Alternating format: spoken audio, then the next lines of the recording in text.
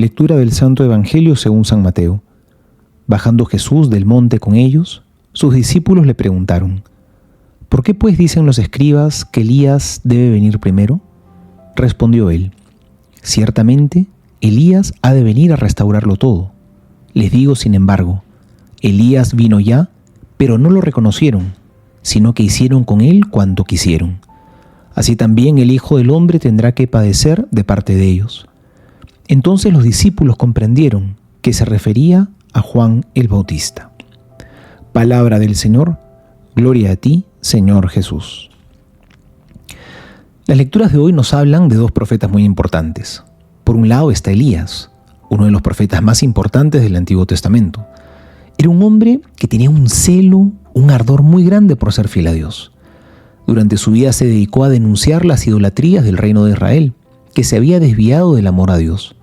El libro del Eclesiástico, en la primera lectura, lo describe muy bien. Dice que este profeta tenía un espíritu que parecía como fuego, como un horno encendido. El amor a Dios no le permitía ser una persona tibia, sino completamente entregada. Y su mensaje era de conversión. Hay que regresar a la fidelidad a Dios. Sin embargo, la gente de su época no lo reconoció, no lo aceptaron como profeta de Dios, porque su mensaje era muy exigente, era radical, iba a la raíz, al fundamento de las cosas. Entonces lo persiguieron y hasta lo quisieron matar. Jesús en el Evangelio nos vuelve a hablar de este profeta del Antiguo Testamento, porque había una profecía en el libro de Malaquías que decía que Elías, así como se fue, regresaría antes de que el Mesías venga al mundo. Y de eso es lo que Jesús va a hablar hoy en el Evangelio. Va a decirnos, por si acaso, oigan, Elías ya vino, ya regresó, pero tampoco lo reconocieron. Era Juan el Bautista. Obviamente, no se refería a que Elías regresó en persona, sino se refería a la misión. Elías era figura de lo que Juan el Bautista iba a venir a hacer.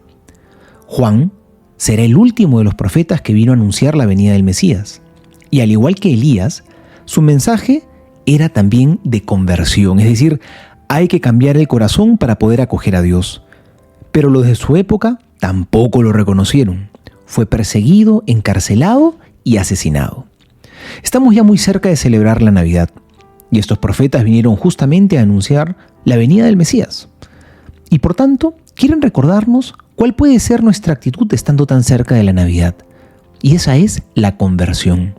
Quitar de nuestro corazón toda idolatría, es decir, que no hayan cosas superficiales del mundo que ocupen tanto lugar en nuestro corazón que no dejen lugar a Dios.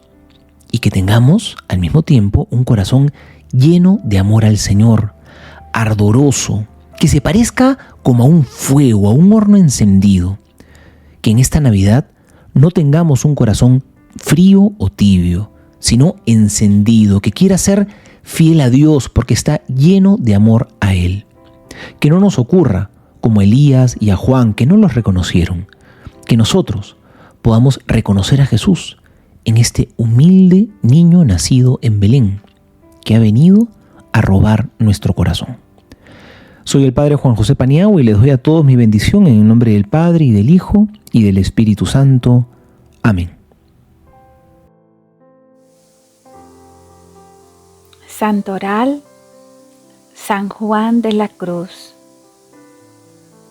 San Juan de la Cruz nació en 1542 en la provincia de Ávila, España. Tras la muerte de su padre, la familia debe emigrar a Medina del Campo. Entra en el Colegio de la Doctrina, siendo acólito de las Agustinas de la Magdalena, donde le conoció don Alonso Álvarez de Toledo, quien lo colocó en el Hospital de la Concepción y le costea los estudios para sacerdote. Entonces tiene lugar el encuentro fortuito con la Madre Teresa en las casas de Blas Medina e inicia su vida de carmelita descalzo en Duruelo, y ahora cambia de nombre, adoptando el de Juan de la Cruz. Pasa año y medio de austeridad, alegría, oración y silencio en casa pobre entre las encinas. Luego La expansión es inevitable. Reclaman su presencia en Mancera, Pastrana y el Colegio de Estudios de Alcalá. Ha comenzado la siembra del espíritu carmelitano. La monje Teresa quiere y busca confesores doctos para sus monjas. Ahora dispone de confesores descalzos que entienden por qué lo viven en el mismo espíritu. Por 5 años es Juan el confesor del convento de la Encarnación de Ávila. La confianza que la reformadora tiene en el reformador, aunque posiblemente no llegó a conocer toda la hondura de su alma, se verá de manifiesto en las expresiones que emplea para referirse a él. Le llamará Senequita, para referirse a su ciencia. Santico de Fray Juan, al hablar de su santidad, previendo que sus huesecicos harán milagros. Murió en el año 1591.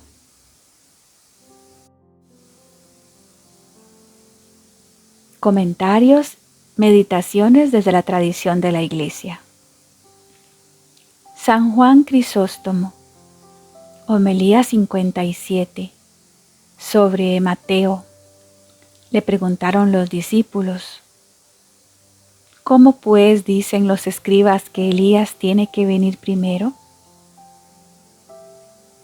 De modo que esto ellos no lo sabían por las Escrituras, sino que así lo contaban los escribas, y semejante opinión corría entre el vulgo, lo mismo que acerca de Cristo. Por eso decía la samaritana: yo sé que el Mesías está por venir y que cuando venga nos hará saber todas las cosas. Y los judíos preguntaban al Bautista: ¿eres tú Elías o uno de los profetas? Pues como ya dije, semejante opinión acerca de Elías y de Cristo andaba muy válida, sino que ellos no la interpretaban correctamente, porque la Escritura refiere 2 venidas de Cristo, la que ya se verificó y la que está por venir. A ambas se refiere Pablo cuando dice: porque se ha manifestado la gracia salutífera de Dios a todos los hombres, enseñándonos a negar la impiedad y los deseos del mundo, para que vivamos sobria, justa y piadosamente en este siglo. Aquí tenemos la primera venida, pero oye cómo declara luego la otra. Con la bienaventurada esperanza en la manifestación gloriosa del gran Dios y Salvador nuestro Cristo Jesús, también los profetas hablan de ambas venidas, y de una de ellas, que es la segunda, dicen que tendrá como precursor a Elías. Precursor de la primera fue el Bautista, al cual Cristo lo llamaba Elías, no porque fuera Elías, sino porque tenía un ministerio como el de Elías. Pues así como Elías será precursor de la segunda venida, así Juan lo fue de la primera. Pero los escribas, confundiéndolo todo y pervirtiendo la opinión popular, se fijaron únicamente en Elías, el precursor de la segunda venida, y así decían al pueblo: si este fuera el Cristo, debía haberlo precedido Elías. Y este fue el motivo de que los discípulos preguntaran: ¿cómo es, pues, que los escribas dicen que Elías ha de venir primero? Por la misma causa los fariseos enviaron mensajeros al Bautista para preguntarle: ¿eres tú Elías o uno de los profetas? Sin mencionar la primera venida. ¿Cómo resolvió Cristo la cuestión? Respondiendo que Elías ciertamente vendrá antes de su segunda venida, pero que ya vino también, llamando así al Bautista, como si dijera: Juan vino ya, como vendrá Elías. Pero si preguntáis del tesbita, ese ya vendrá, Y por esto dijo Elías, vendrá y restablecerá todo. ¿Qué es ese todo? Lo que dijo el profeta Malaquías: He aquí que yo enviaré a Elías Tesbita, el profeta, antes que venga el día de Yahvé, grande y terrible. Él convertirá el corazón de los padres a los hijos, no sea que venga yo y entregue la tierra toda al anatema. ¿Observas la exactitud de la predicción profética? Como Cristo había llamado a Elías a Juan a causa del parecido en el ministerio, a fin de que no pensara que este era también el que el profeta predecía, notó la patria añadiendo el tesbita. Ahora bien, el bautista no era tesbita. Además, el profeta añadió otra cosa notable cuando dijo: no sea que venga yo y entregue la tierra toda al anatema, con lo que declaró lo terrible del segundo advenimiento.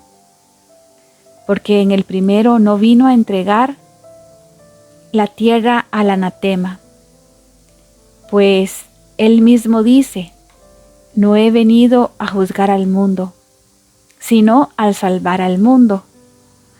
De modo que esto lo dice aludiendo al tesbita que ha de aparecer antes de la venida de Cristo para el juicio, y añade el motivo por el que vendrá. ¿Cuál es? Para inducir a los judíos a creer en Cristo, no sea que cuando Él llegue perezcan todos en absoluto. Y Cristo, recordando esas cosas, dice: restablecerá todo, o sea que enmendará la incredulidad de los judíos que para entonces queden, de modo que se expresó exactísimamente, porque no dijo el profeta: convertirá el corazón de los hijos a los padres, sino de los padres para con sus hijos. Siendo los judíos los padres de los apóstoles, eso significa que convertirá el corazón de los judíos a los dogmas y enseñanzas de los apóstoles, o sea que convertirá a ellos el linaje judaico. Sin embargo, yo os digo, Elías ya vino y no lo reconocieron. Antes hicieron con él lo que quisieron. De la misma manera el Hijo del Hombre tiene que padecer de parte de ellos. Entonces entendieron los discípulos que les hablaba de Juan el Bautista, aunque esto no lo decían ni los escribas ni la Escritura. Sin embargo, los discípulos, por estar ya más despiertos y poner mayor atención a lo que se les decía, pronto lo entendieron. ¿Por dónde vinieron a entenderlo? Ya les había dicho: Él es Elías que está a punto de venir. Luego les dice: ya vino. Y de nuevo: Elías vendrá y restablecerá todo. No te turbes ni vayas a sospechar que hay contradicción en lo que dice cuando afirma ahora que ya vino, ahora que está por venir.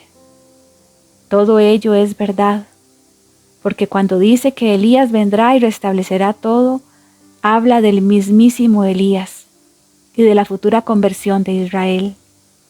Y cuando dice: Él es el que va a venir, dice que Juan es Elías a causa de lo parecido del ministerio. Del mismo modo, los profetas a cualquier rey esclarecido lo llaman David, y a los judíos le llaman príncipes de los sodomitas y también hijos de los etíopes, y lo hacen por la semejanza de costumbres, porque así como Elías será precursor en la segunda venida, así lo fue Juan en la primera. Ni es esta la única razón de que a Juan lo llame Elías, sino también para manifestar su pleno acuerdo con la ley antigua, y que lo que de su segundo advenimiento es una verdadera profecía. Por esto añade: vino y no lo reconocieron. Antes hicieron con él lo que quisieron. Pero, ¿qué significa lo que quisieron? Es decir, Lo encarcelaron, lo afrentaron, lo mataron, trajeron en una bandeja su cabeza, y así de la misma manera el Hijo del Hombre tiene que padecer de parte de ellos.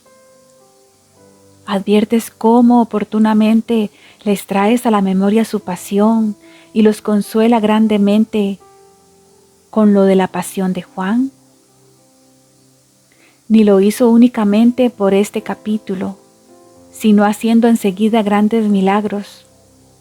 Cuando habla de su pasión, al punto obra prodigios, y lo mismo hace antes y después de hablar de ella, como con frecuencia se observa. Pues dice el evangelista, desde entonces comenzó Jesús a manifestar a sus discípulos que tenía que ir a Jerusalén y ser muerto y padecer mucho. Entonces, ¿cuándo? Cuando ya quedó claro ser Él el Cristo e Hijo de Dios, y también en el monte cuando les puso delante aquella visión admirable en las que los profetas hablaban de su gloria. Él les recordó su pasión, porque Juan, una vez que refirió la historia del hecho, añade, así el Hijo del Hombre ha de padecer de parte de ellos. Y no mucho después, cuando echó el demonio que los discípulos no habían podido expulsar, cuando volvió a Galilea, dijo Jesús, según narra el Evangelio, el Hijo del Hombre tiene que ser entregado en manos de hombres pecadores que lo matarán, y al tercer día resucitará. Procedía así con el objeto de que la magnitud de los milagros disminuyera el exceso del dolor y del todo los consolara. Así como ahora, trayéndoles al recuerdo la muerte de Juan, los consoló grandemente. Y si alguno preguntara, ¿por qué ahora no resucita a Elías y lo envía? Siendo así que tantos y tan grandes beneficios testifican su venida. Respondemos que fue porque aún ahora, creyendo ellos que Jesús era Elías, sin embargo no se convirtieron, porque dicen los discípulos, unos dicen que eres Elías, otros que Jeremías. Entre Juan y Elías no había diferencia, sino del tiempo. Preguntarás entonces, ¿cómo después sí creerán? Ciertamente Elías lo restablecerá todo, no únicamente porque se le reconocerá, sino porque la gloria de Cristo que se extenderá en gran manera y se aumentará hasta aquel día, brillará más espléndida que el sol. De modo que cuando Él venga, habiendo ya precedido tan grande estima y expectación, predicando Él mismo y anunciando a Jesús, más fácilmente aceptarán sus palabras. Y cuando dice no lo reconocieron, parece en ciertos modos excusarlos, y los consuela no únicamente de este modo, sino además demostrando que Él padecerá injustamente, y también como ocultando esas cosas tristes con dos milagros, el que hizo en el monte y el que hará enseguida. Después de oírlo, ya no le preguntan cuándo vendrá Elías, ya fuera por la tristeza de la futura pasión, ya porque se apoderó de ellos el temor, pues con frecuencia cuando advierten que Él no quiere hablar claramente, ellos callan. Así pues, como estando en Galilea les dijera, el Hijo del Hombre tiene que ser entregado y le darán muerte, y al tercer día resucitará. El evangelista añade, y se pusieron muy tristes. Así lo dan a entender dos evangelistas. Marcos dice, y ellos no entendían esas cosas, pero temían preguntarle. Y Lucas, pero ellos no sabían lo que significaban aquellas palabras, que estaban veladas, de manera que no las entendieron y temían preguntarle sobre ellas.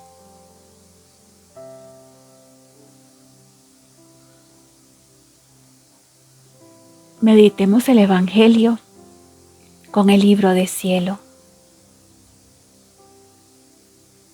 La pregunta de los discípulos acerca de que Elías debía venir primero parece que hay que entenderla en el contexto, no tanto de la venida del Mesías cuanto de la resurrección de los muertos o de la resurrección del Hijo del Hombre.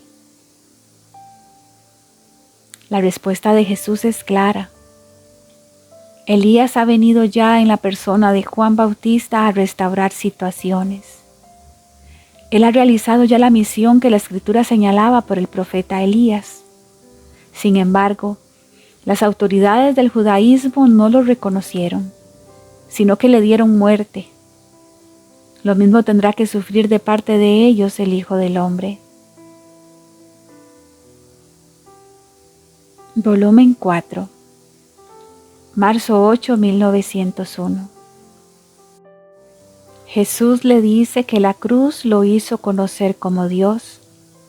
Le habla acerca de la cruz, del dolor y del amor. Hija mía, no las obras, ni la predicación, ni la misma potencia de los milagros me hicieron conocer con claridad como Dios, el cual soy, sino cuando fui puesto en la cruz y levantado sobre ella como sobre mi propio trono. Entonces fui reconocido como Dios. Así que solo la cruz reveló al mundo y a todo el infierno quién era yo verdaderamente. Entonces todos quedaron sacudidos y reconocieron a su Creador. Así que es la cruz la que revela a Dios al alma y hace conocer si el alma es verdaderamente de Dios. Se puede decir que la cruz descubre todas las partes íntimas del alma y revela a Dios y a los hombres quién es esta alma.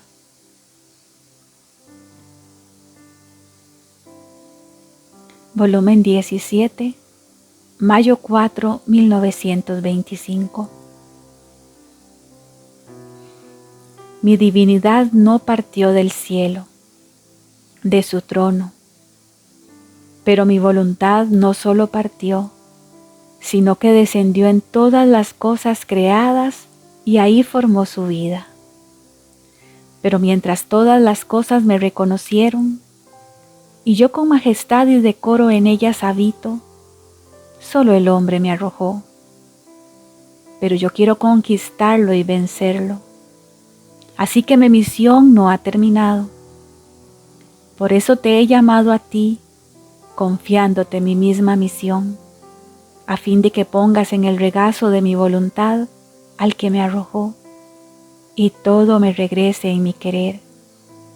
Por eso no te asombres por cuantas cosas grandes y maravillosas pueda decirte para esta misión, por cuantas gracias pueda hacerte, porque no se trata de hacer un santo, de salvar a las generaciones, sino se trata de poner a salvo una voluntad divina, que todos regresen al principio, al origen del cual todos salieron, y que la finalidad de mi voluntad tenga su cumplimiento.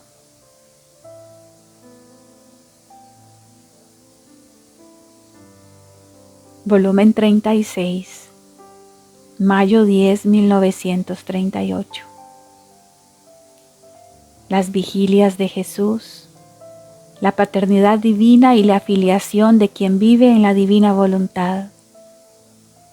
La escribe con caracteres imborrables como la hija mía. ¿Cuántas veces tu Jesús se encuentra con estas penas tan crudas y desgarradoras? ¿Cuántas vigilias me hacen hacer las criaturas?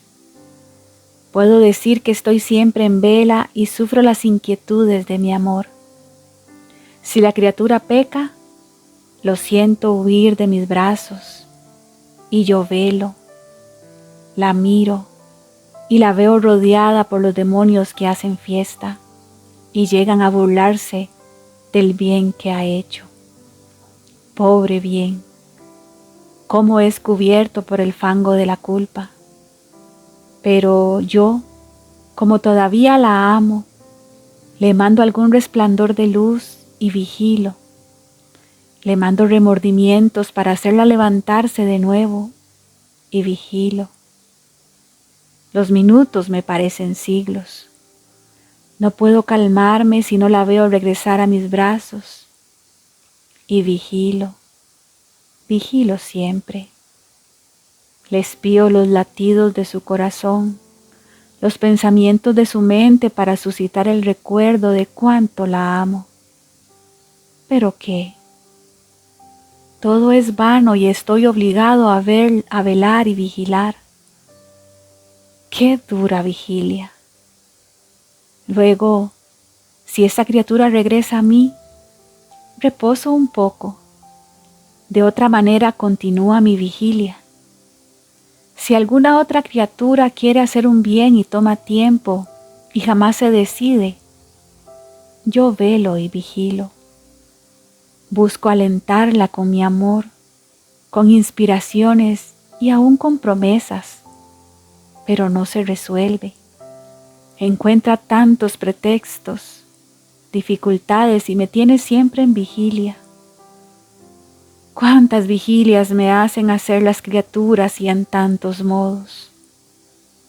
He aquí la razón de tu vigilia, para tener un poco de compañía en mi vigilia continua.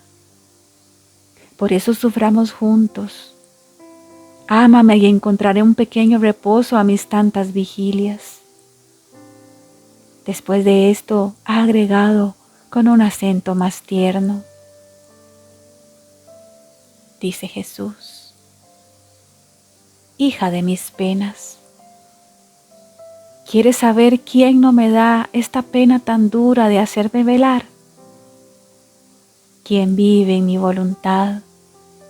Es más, en cuanto se decide a vivir en ella, yo la declaro hija mía y llamo a todo el cielo, a la Trinidad Sacrosanta para festejar a la nueva hija que he adquirido.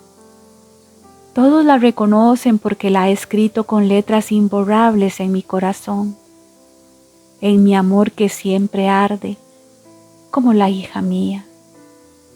Ahora, en mi querer está siempre conmigo. Todo lo que hago yo lo hace ella. Por lo tanto, en mis nacimientos continuos renace junto conmigo. Y yo la escribo como la hija de mi nacimiento. Si la ingratitud humana me obliga a llorar, ella llora junto conmigo. Y yo la escribo hasta en mis lágrimas como la hija de mis lágrimas.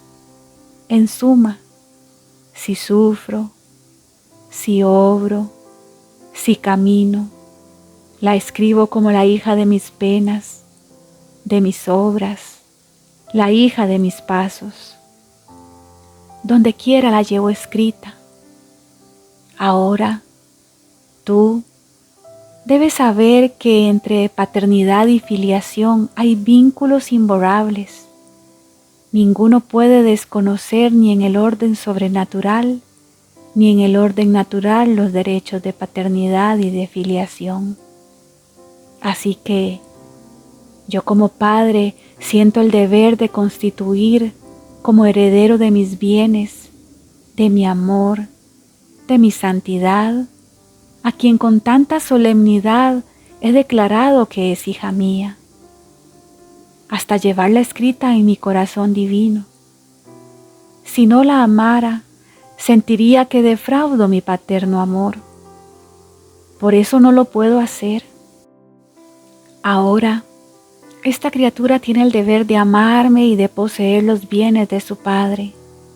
Tiene el deber de defenderlo, de hacerlo conocer y aún de poner su vida a fin de que ninguno me ofenda. Y, oh, cómo es bello ver a estos hijos míos que viven en mi querer que llegan a decirme: Padre mío, has velado y vigilado demasiado, ya estás cansado, repósate, y para hacer que tu reposo te sea dulce, repósate en mi amor, y yo me pondré en vela.